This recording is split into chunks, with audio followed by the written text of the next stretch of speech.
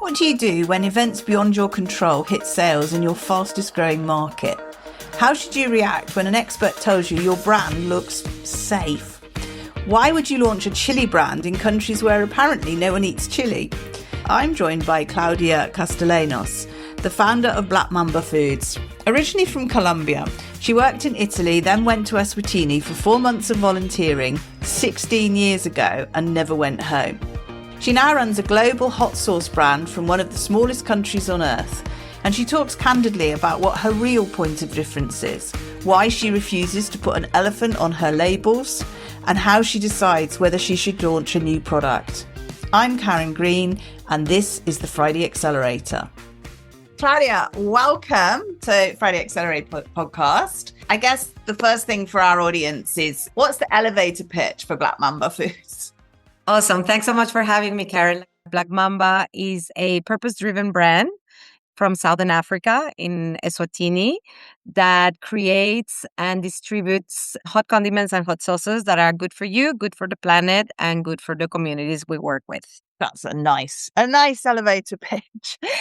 And what made you start it? Because you're not obviously South African or Southern African or Eswatini. So tell me the story. So very quickly, like you rightly point out, I'm Colombian. I studied in Europe. I did a stint of corporate life in Italy after my master's. And when I was there, I got some sort of a crisis of consciousness and started looking for something slightly more rich for me that would give me some purpose, and that brought me to apply for volunteering in Africa. And I was giving a very good opportunity in a social business in Eswatini, which is back then used to be called Swaziland. So I didn't think it twice. I arrived here where I live now in Eswatini to do volunteering with a social business. It was supposed to be 4 months, and it's been now 16 years that I live here. It all started looking for purpose. When I arrived here, I realized very quickly that I didn't want to leave, that there was a lot of opportunity to work with women. That was something that has always been very close to my heart, and also for rural development. So Black Mamba just started because I wanted to just sort of like move the business model that I had seen working with handcraft businesses, where you work with rural communities, where you have a value chain composed of grassroots producers, and move that I've seen on handcrafts into the food part. So just that we could work with farmers, and that's the beginning of Black Mamba. Chili is an important part of Eswatini, Swazi food culture. I would say it is. It's probably not seen as something incredibly important in the sense that it's so inherent to everything that they do every day that people just kind of like, they're used to it. But they were never used to different type of chilies. You know, when you talk chilies here or in other countries in Southern Africa, it's almost like something that spice your food, you know, and usually it's just mashed up or cut chilies with a little bit of oil and salt, and that's it. So they were always been part of it. And what we realized is, and why we decided to go with chilies, it was also a crop that would grow very easily and very well in Eswatini, but also it's what you call a high value crop. So when you work with smallholder farmers, you need to make sure that they get a very good price or a decent income out of growing little. And if you have good prices, it works much better. So that was one of the decisions of why we decided to do something with chilies.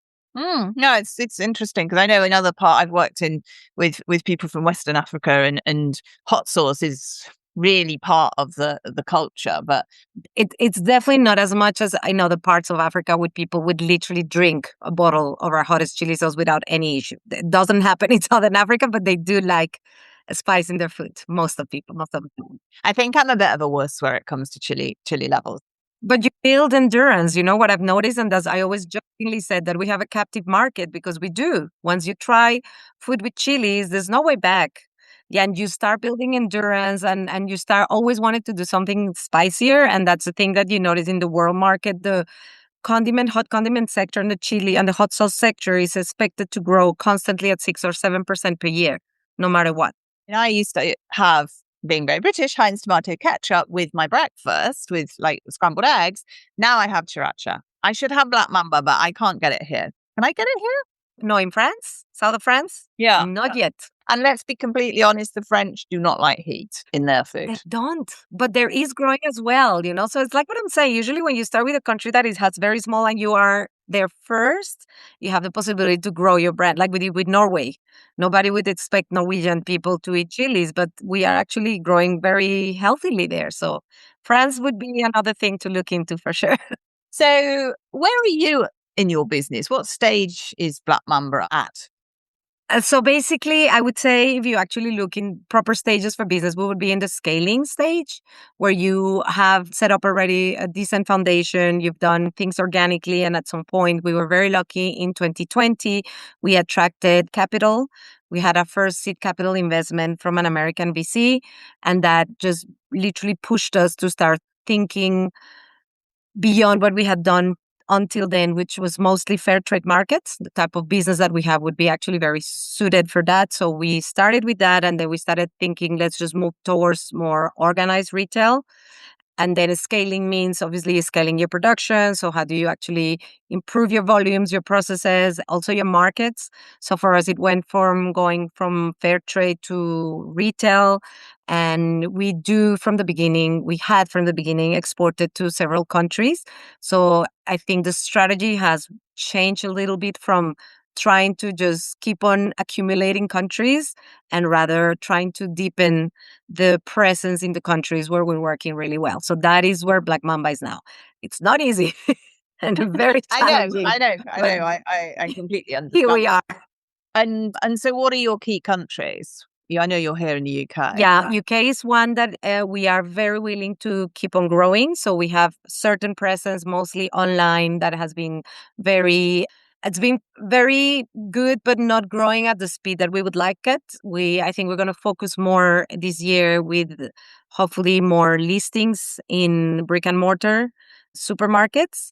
South Africa continues to be a very good market for us. We have, I guess, obviously proximity helps a lot. So we are listed in quite a few supermarket chains. We've actually tackled as well also other retail spaces that are not necessarily food related, which has been really cool because it's a very competitive space, we've noticed, not only in South Africa, also in the UK.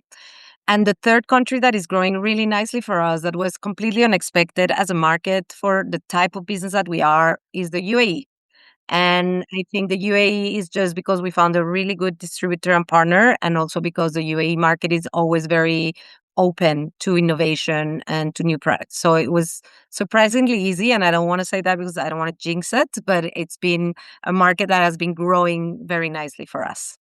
And how has it been since the war? Because certainly I've worked with talked to a couple of businesses who are really struggling because Dubai is not as, and I know UAE isn't just Dubai, but how are you finding it?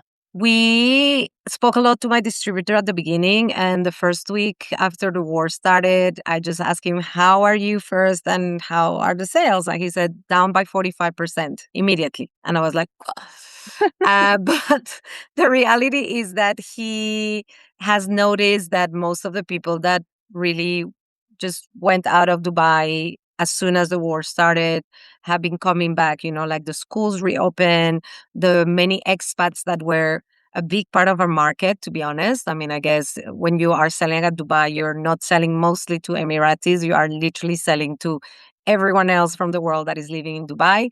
So what we realized is that they have stabilized. He invests a lot in terms of marketing and brand presence. So we've got to the level where we were pre-war. So now obviously the big sort of next milestone is like, okay, we're pre-war. Now let's just go higher than what we were. Yeah. Well, I mean, that's quite a growth back though, isn't it? Refinding that 45% is exactly. We have a secret weapon there, but let's see. I mean, it's not really secret. We rebranded recently, but we haven't relaunched the rebrand in other countries other than South Africa. So a big thing for us to kind of like push the brand further is launch the rebranded brand in the UAE and also in the UK, for instance. So we're planning that to be done probably around October, just because of the timeline to just finalize all the product that my distributors have of the current branding. So there will be, of course, a certain overlap, but what we want is that will give a new sort of like breath of fresh air for the brand and a big push with sales as well. And what was the purpose behind the rebranding? First of all, it was sort of a wake-up call at one of our trade shows. when I was talking to a buyer that we really wanted. And she was very candid and very direct. And she said, would you be willing to make your brand look more African? And I was just almost kind of like when they slap you in the face, it's like, what are you talking about? I mean, everything of it says Africa and it's in Africa, it supports Africans. But then we realized, oh, it's that sort of thing that you're so used to your brand that you haven't really seen that point of view. And then I realized it doesn't say Africa anywhere besides saying Black Mamba, that is obviously an African snake. And on the same trade show, I had someone else. I just started being very doubtful and I asked a brand expert that just happened to pass in front of our stand. And I said, give me honestly what you think about our brand. And he said, it looks safe. And then I was just like another knife through the heart. And then I started. That's someone saying your baby is not attractive or clever. Totally, or exactly. It looks safe. It's like, what sort of comment is that? It's just like, it's just so blah. So I started really thinking about it. And then that's when you start doing the introspection of like, let's just look at how the branding of products have evolved on shelf. And what I realized is most of the challenger brands are very playful. There's lots of color, there's like fun names, brands, fonts. And then I was like, okay, so now everything looks like toy store for adults.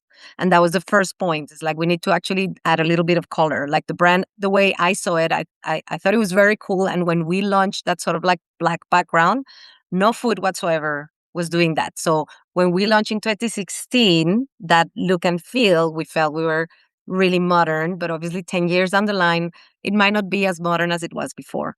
So touch of color, so very pop colors, a font that was very modern, and we needed to bring the African side without falling into the clichés. So I was just like, and I refuse to do an elephant on my label or an African sunset because we want to go beyond the cliché. So we decided on a shre is a fabric that is used a lot in Southern Africa that is very beautiful, very bright, nice patterns. This still looks quite modern, I think. So we did that element. We changed the font. We kept the logo as is because I didn't want to create confusion on our current customers, but I wanted to attract new customers. It was a very big process of iteration, of tweaking. It took us over 8 months, basically, to finalize because it was tough, for me, as like you say, with your baby, everybody's asking you need to change your baby. It's like, but my baby's perfect. So the good thing is that we started showing it to people we really trusted in terms of customers, big buyers, people that have known the brand for many years, and it was very positive. So that was what prompted us. We needed to bring in more the African aspect, knowing that we mostly sell to overseas markets. And we also needed to refresh a little bit a look and feel that looked a little bit safe. And how's it been received in home country? Amazing. In South Africa, which is the first market that we launched, we realized it's catching a lot of attention. So for the customers that were already there, they feel it's a great opportunity to push the brand, which is good. Every sort of like good news that you have that pushes the brand. For new customers is like, yay, this looks really good. Like we've always said, same soul, new skin. You're related to the snakes. So it's like we say the same, great flavors, natural ingredients, supporting communities, but we look even more attractive and appealing. So that has brought a lot of attention. We've been putting a lot of effort as well into more our online commerce because South Africa might not be yet as evolved as our other markets, but we've realized there's a big push for online, and that has helped us a lot and catching attention to that part of the market that we were not really pushing before. So far, so good.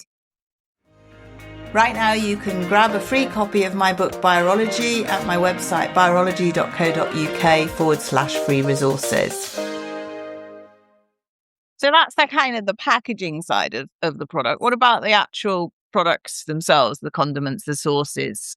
What makes your products different? How do you create that USP in this massive sea of different sauces? Absolutely. We realized, and it was funny because I was thinking about that question earlier and I was like, what should I say there? Because to be honest, making chili sauces and hot condiments is not rocket science.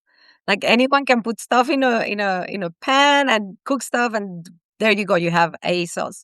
So I think when I started really thinking deeply about it, I think it all boils down to what we call our own Good Food Manifesto, which is sort of the values we live for, which is that for us, good food needs to be intended at good at food that is good for you as a consumer. So in that case, for instance, our point of difference is the fact that we work with organically grown ingredients and what we call no added nonsense, which is basically the fact that we don't use any weird preservatives, colorants, etc. So that base gives us a very flavorful product that I believe is one of the things. The more I think about it, when people come back to us, and the word that they use the most about Black Mamba is that it tastes amazing.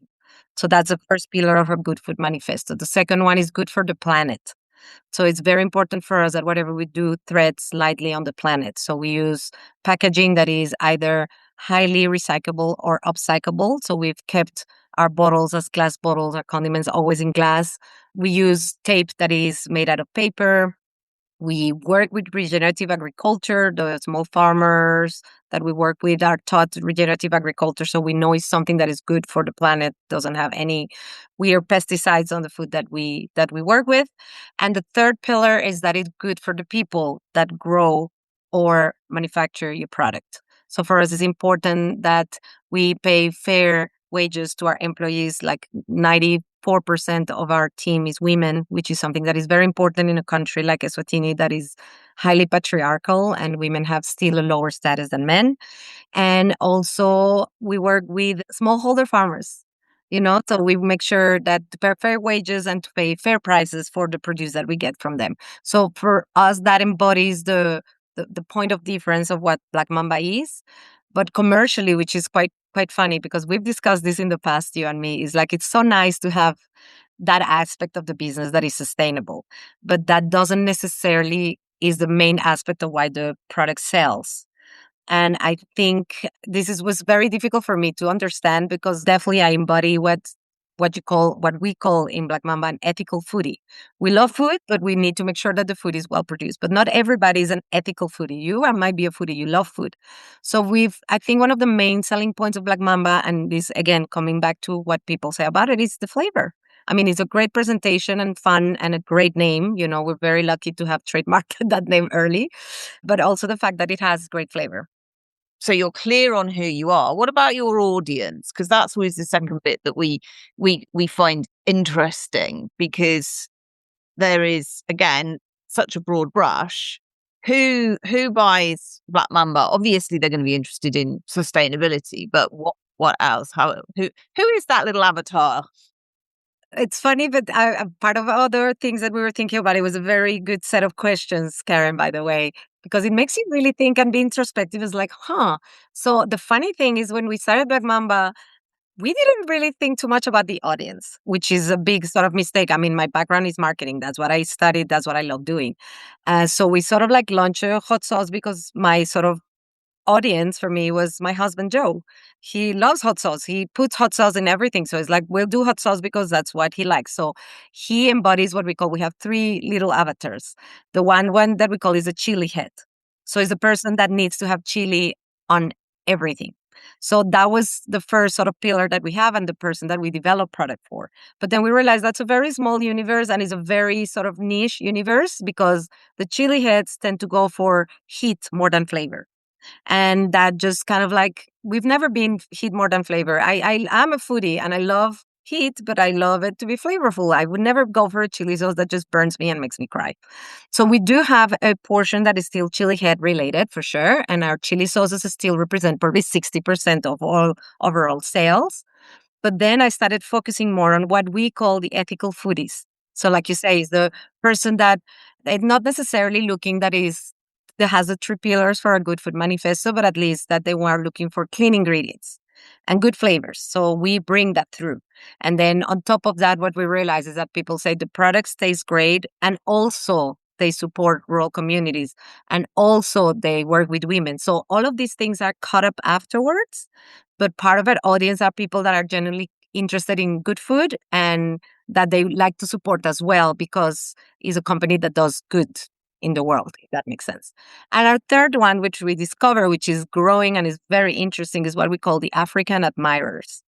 So those are the people, because most of our market is outside of Africa. Those are the diaspora, is the African people that immigrated. And now all of a sudden it's like, wow, we don't see a lot of African people or like products around. We want to go into it.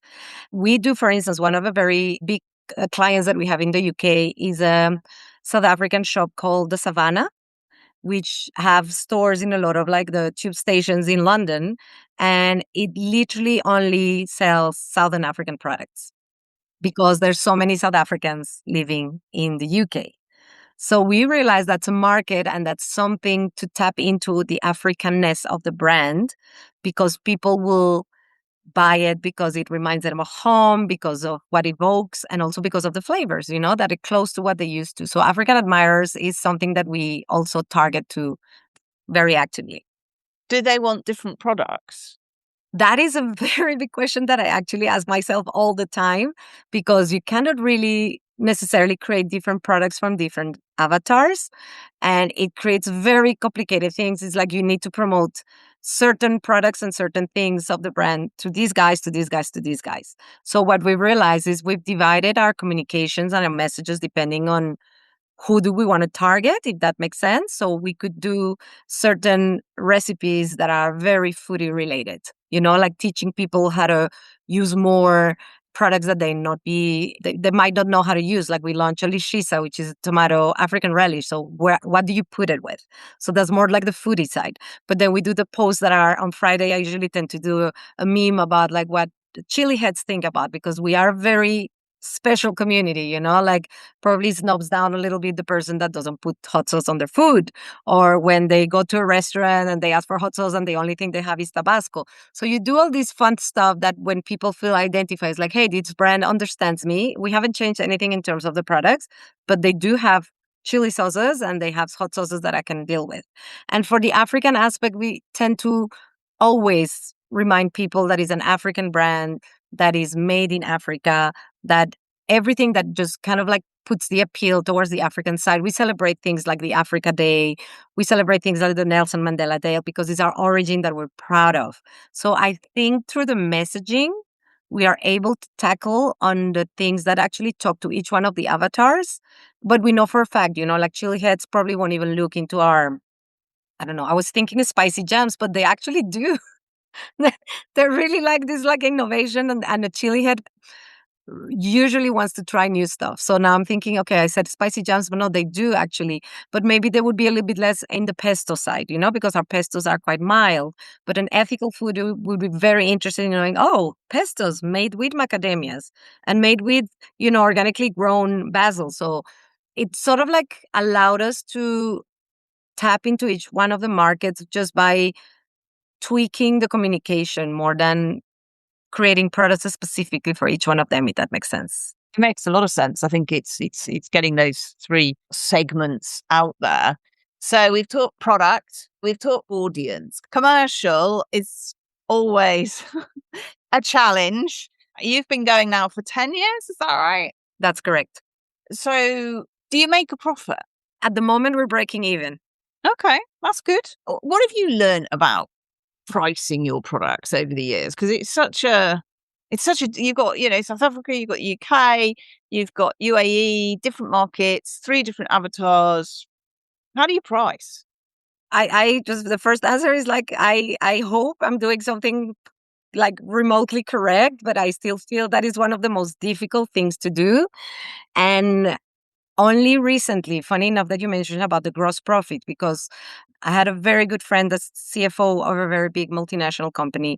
And one thing that he told me, and I think a lot of founders, especially on food, we have this thing like we want to launch innovation. It's important. It's important to innovate and launch new products, but we tend not to look at the profitability of a product and just develop it and just launch it and see what happens and hope that at some point it becomes profitable.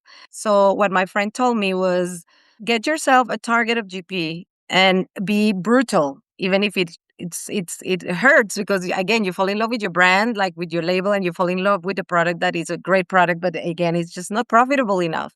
So my own milestone is the gross profit cannot go under 40%, and that is the real gross profit. So that takes into consideration for a business like Black Mamba, not only the cost of sales, but also the shipping to the country and to the end customer, because for us, it's a big thing, like it's not the same. And we do mostly FOB. So it's our customers that pay for that. But we need to make sure that whatever happens, and I had to do a proper sort of spreadsheet across all my products and across all my customers, because every customer has a different way of paying the product.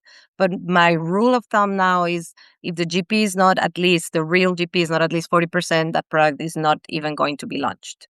And the second thing is that I had to, and I think that's something more on the marketing side. Like, funny enough, I studied finance and then I did a master's in business administration. So I should know better, which I don't in finance. But one thing that I've learned as well is very important for us to keep in mind the pricing points that we have for similar products in the market.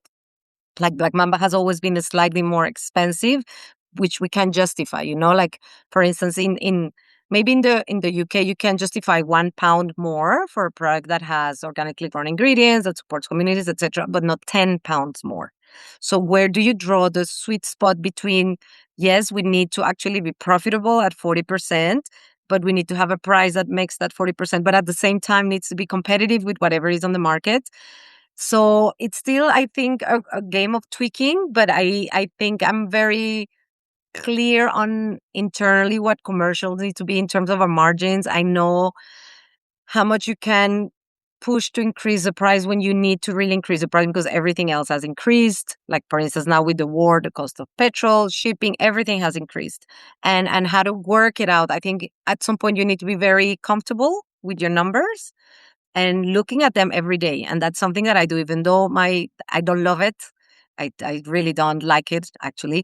It's every day looking at your margins and looking at your turnover and see where you are and how you can tweak things to help your distributors. Like, a German distributor told us the other day, you need to help us because our products are too expensive here. And I went to look, and he was completely right. I was like, what am I doing by him agreeing to pay the price that I'm telling him, if that what he's going to do is kill the market in Germany? So you always need to go back and start looking into everything. I still think it's very difficult, though. So we got profitable products, we got products people want, we know the customers, marketing's fab. What's your biggest execution challenge? What's been tough? I think the fact that we are in a very small country. We are still a very small business, even though we have a little bit of footprint in different countries. And also building a team that can execute. I think the main thing that they teach you when you do any sort of like business leadership courses, and I think we all know that you need to hire people that are better than you, to do certain things. There's no point of trying to hire people that are not able to do what they're supposed to be doing. Usually in the environment where we are, those people are either non-existent within the local sort of ecosystem, or they're incredibly expensive. So it's two things that we keep on like dealing with in terms of execution, finding the right people for the right things to do. Black Mamba has tackled that by becoming an organization that does a lot of training. We grow people from the bottom up. It takes a lot of time. It's maybe a little bit more frustrated. I would love to have somebody that I said, just go and do and amaze me and teach me. And most of the time it's like, come here and let me teach you what I know, which is not perfect, and let you grow with everything else. So we've done a lot of that. I think every business that starts re-challenge your brand, it starts with being very strong on what the founder is strong at. So I know that my strength is mostly the marketing and anything related to the storytelling, portraying the brand. That's always something that Black Mamba is very strong at. But I suck at operations. I'm really bad at it. And we're a manufacturing business. A lot of businesses, I realize in time in other countries, they don't do the manufacturing. They just sort of outsource that to a food co-packer, and then they just do all the branding and distribution, which is what I'm good at. So if I had the opportunity to have done from the beginning, that would have been great. But at the same time, that defeats the whole purpose of Black Mamba supporting communities. So it's all one of those things that you have in your head is like, oh, that's so much easier. I want to do that. But it's like, hold on. But then no, we can't do that because then we're not doing what we're born to be doing, which is supporting communities. So I think in the execution, there's a lot of room for improvement for us in processes, especially on the operations part of Black Mamba. You raised some really important points there, because as a founder, and when you first start out, you've got to be everything. You've got to be the accountant. You've got to be the operations. You've got to be the marketeer. And as you grow, then your personality will take you in one direction, and your personality takes you in the marketing, in the product development, understanding the customer. And the mentality needed for operations in most cases is much more different, because it's repetitive. The thing you need to be doing is every day turning out the same bottles of sauce. And organized and structured, which I'm none of. To people like you and me, it's a bit boring, to be honest. So you need someone who's absolutely loving that and really, really enjoying it. So you got your own factory, you got children as well, I believe. You have mum, factory. How do you keep it all going without losing the plot when it gets chaotic? God, that was one of the questions. I don't know if we want a sincere answer or not. You don't necessarily keep it together. I think you're always trading off, So I think the main thing, and I think one thing that I have in my favor is that personality-wise, I'm a very positive person. I'm optimistic at heart. I'm very naive, if that makes sense. I think you need a healthy dose of ingenuity when you're a founder, knowing and hoping that things are going to go well no matter what. So that is what goes through the chaos. And I think, and lately for me, it's been also having a very, very strong sort of milestone of objective that you want to get, because you understand that whatever you're working is working towards that specific milestone. And then other thing for me is just breathing, it sounds very silly, but sometimes when everything is chaos, you just need to have your little quiet space and breathe and understand. And that's something that I tell myself all the time. And I used to tell my COO, because she's a very anxious person, is like, first of all, we're not doing open heart surgery here. There might be delays in your hot sauce and people might be disappointed, but nobody's going to die. Then the second thing that I told her is, or that I tell myself as well, is these too shall pass. There's nothing. Even when your kids are, like you said, you have kids. My kids are still young, but they're not like waking up 10 times during the night. That when you're like really running your business and having babies is so tough. But what I kept on telling myself is like, this is not going to be forever. In 2 weeks down the line, whatever crisis we're in now is going to be something else. So let's just always keep things at the level and at the sort of dimension that they need to be. Because when you start being very, very anxious about things, it's just very complicated. So I think it's a combination of these things, basically, for me. Okay, let's do a few quick round questions. So if sales suddenly stalled, so like, I don't know, you were suddenly told you couldn't export to the UK anymore because of some ridiculous trade stuff, what would you do? I would probably cry a little bit in my corner first. You'd breathe. And breathe, and then just kind of compose myself and say, okay, let's just find something else. So in our case, I guess we have the privilege of exporting to several markets. So we don't have all our eggs in the same basket, and we don't have any customer, thank God, that is more than 50% of our total turnover. So whatever happens, we can go through it. I mean, recently, one of our biggest Dutch customer, that was an incredible customer, went bankrupt. We learned that 2 months ago, and they still owed us quite a bit of money. So it's a big downfall for a small business. Same story. Try to figure out if you can recover it somehow. If you can, just kind of go forward and keep on saying, forget about that money. Let's just move on and trying to figure out how to just complement that. And if it's an overall sort of decline of the company, because I had the time to think a little bit about it, and something that I do also that I generally think is good for founders is to be very curious and don't take things as they've been told. If sales are not going and you're like, oh, well, what can we do? But it's like, why? Tell me why. Why is exactly what is not working? Is it a specific product? Is it something? And then having these sort of honest conversations with your main customers or distributors, it just brings you so much feedback on what is not working and what could be working and how you can just turn the situation around. So I think being very in tune again with your markets, having very good relationships with the people that are managing your baby out of your sphere, because I have Black Mamba, that is my first baby, and then I have somebody in the UAE, which is far from here, taking care of my baby there. So let's just talk all the time about how do we educate this thing, which school is it going to go to, which friends is it going to have, the same thing that you do with your brand. So I think that's the first probably thing that I would do, and I would continue doing. Just constant communication with anyone involved in Black Mamba. Let's come right down to, we're called the Friday Accelerator because we're interested to know what people do on Fridays, because Friday can be a wind down day, or it can be let's plan for next week. What do you do at the end of a Friday? To be honest, I close my laptop and I go and meet my girlfriends, and then we drink 1 or 2 glasses of prosecco. That's my best thing on Friday. And it's funny because one of your questions I remember was like, give me the word that defines for you Friday.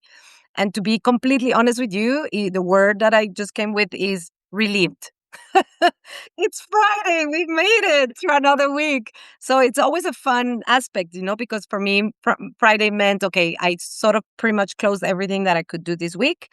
We do have a sort of final meeting with my team, but in the morning, because I don't want them to be just like thinking, God, afternoon, I have to still think about it. I just want to think about the weekend. And Claudia still wants to meet and talk about things that are worrying. And then just making sure that I don't do a lot of like heavy stuff on Friday, especially Friday afternoon. I want to spend some time with my kids. I want to go and see my friends. So relieved is a word because every week as a founder of a small business in a tiny corner in Africa is not easy and it's quite chaotic.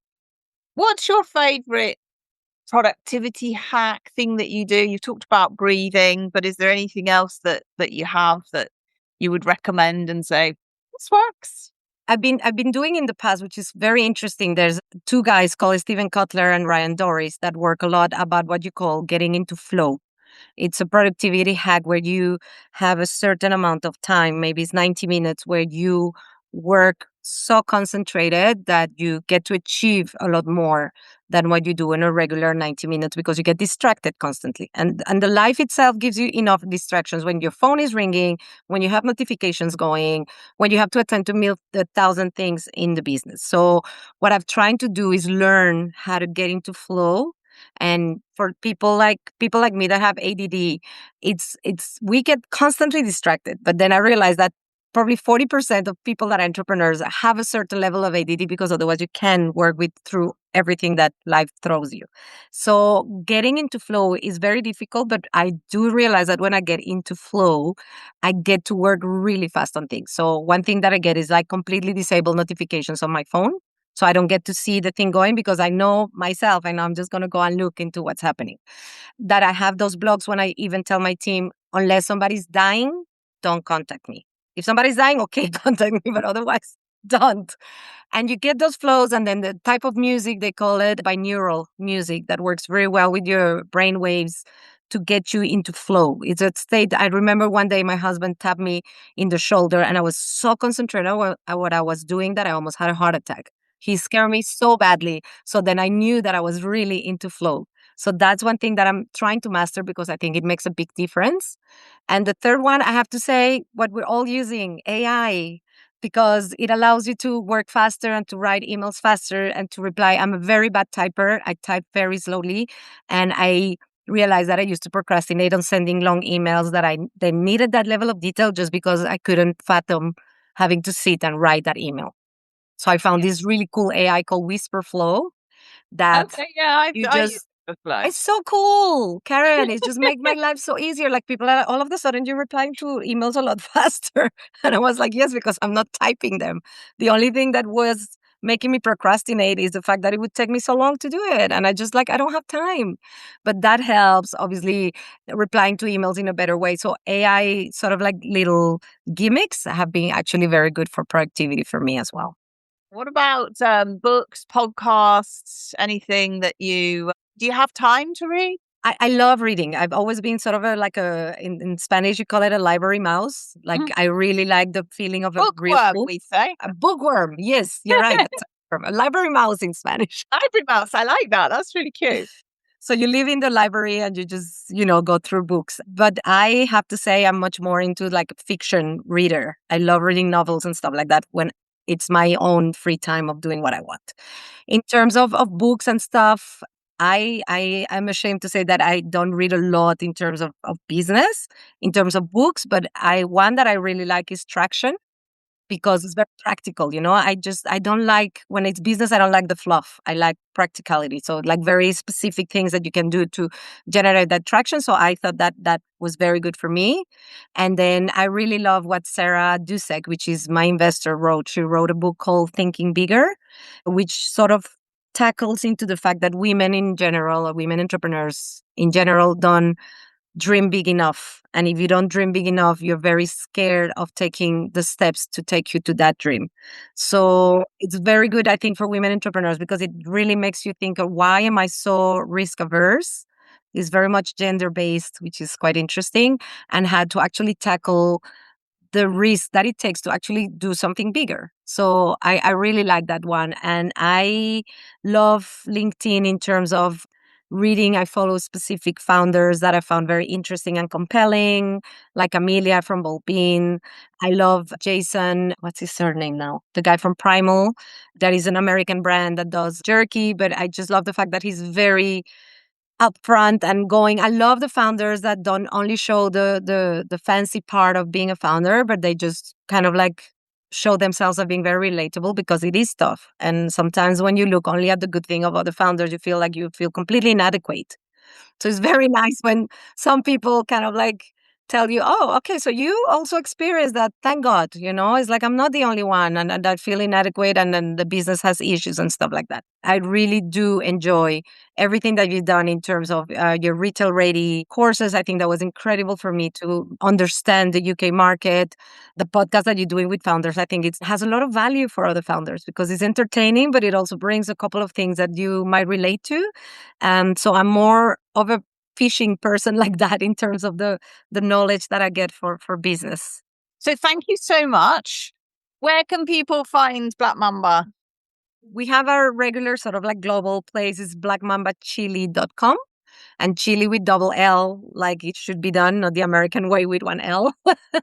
And in the UK is blackmambachili.co.uk. So they can find all the information about Black Mamba, where we retail our products, buy them online, and find more about what we do, basically. Perfect. Thank you. Awesome. And thank you for having me. It's a pleasure. See you soon. Thanks again to Claudia for sharing her experiences and insights. You can hear from more founders in the previous episodes of the Friday Accelerator. Subscribe wherever you get your podcasts. And if you enjoyed this episode, please leave a review or a rating. Every little helps. If you want to explore the fundamentals of your food business to unlock faster, smarter growth, get in touch at biology.co.uk or follow me on LinkedIn.